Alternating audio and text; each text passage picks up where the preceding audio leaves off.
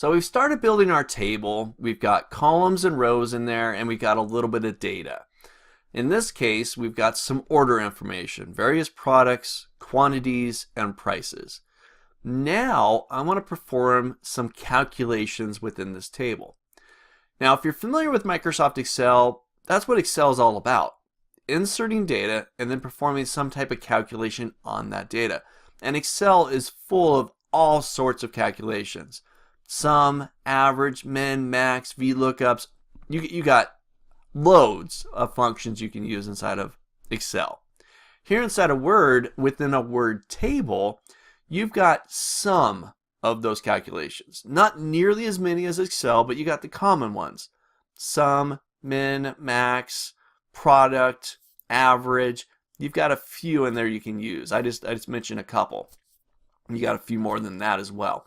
But again, not nearly as robust as using Excel to do calculations.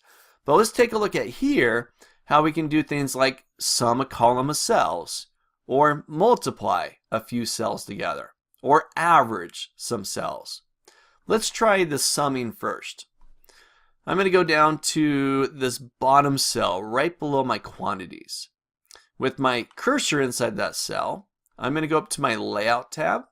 I'm going to go over to the far right corner where I got Formula. This is inside the Data section of the Layout tab.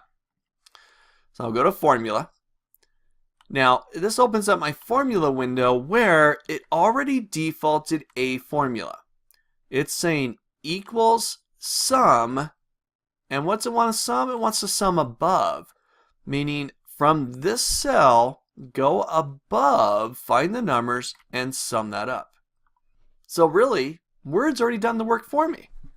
I can just hit OK, and I've now summed it up. 10 plus 12 plus 24 plus 33 is 79. And I can even put my own text in there. I'll just call this a total quantity. There we go. And maybe I'll highlight it and I'll make it bold. We'll make it stand out a little bit. Control B. Remember, Control B is your shortcut key for bold. Now, how about price? I don't want to get a total here. I want to do an average. I want to get an average price for all these products that we sold. Well, same idea. I'll place my cursor down there. Back to Layout. Back over to Formula. Now, once again, it defaults. You're going to find that Word does a lot of defaults for you. And in this case, it always wants to sum, and it's looking for numbers around it. It's trying to determine where those numbers are at and what would best fit within a calculation here. So it defaults to above.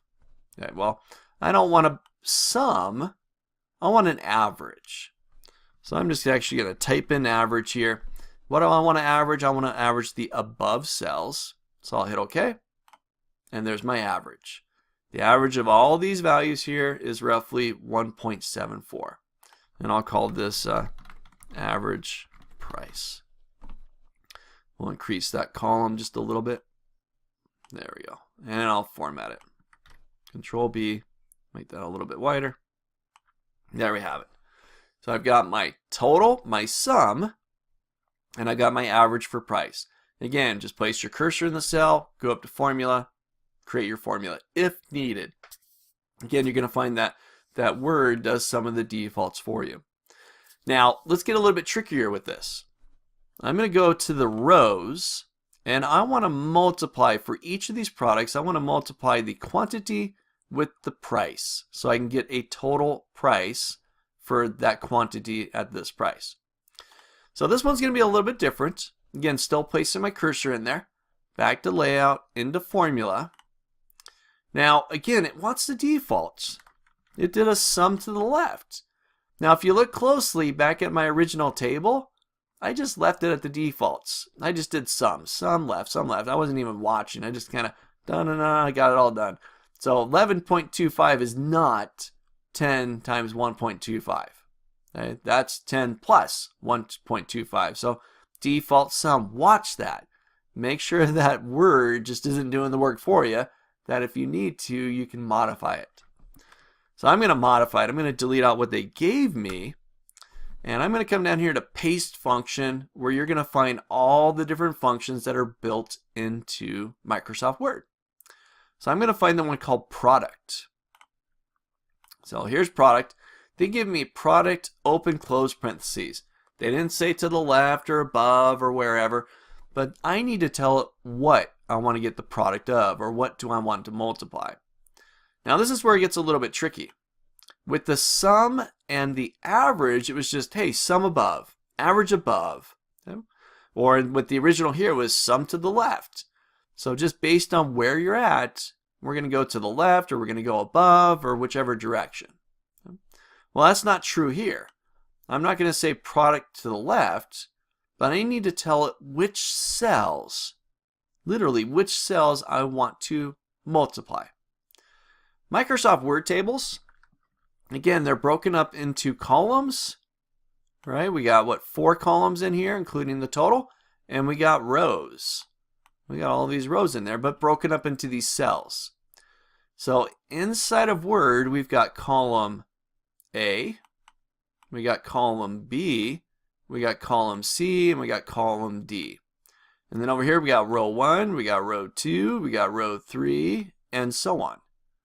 So this right here, this 10 would be inside of B3.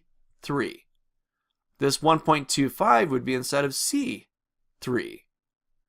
So here, when I do the product, I'm going to say take B3, which is column A, B, row 3, which is the 10, comma, C3.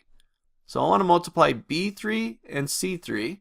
If I hit OK, I multiply the two of them together, and I've got my 12.5. 10 times 1.25 equals 12.15. And this is all using a formula, but in this case, using the product function and identifying which cells you want to multiply. Let's try that again. I'm going to drop down to the next row, back to layout, formula. So once again, I don't want the defaults. I'm going to say equals product. Let's make sure I spell that right. You can always use the little paste function window. Open up a parentheses. Now this time, it's still column B and C, but now it's row 4.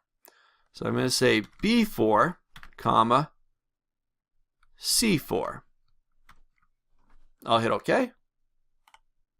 So 12 times 2.35 equals 28.2. That's the product function. There's a number of other ones in there. Again, formula.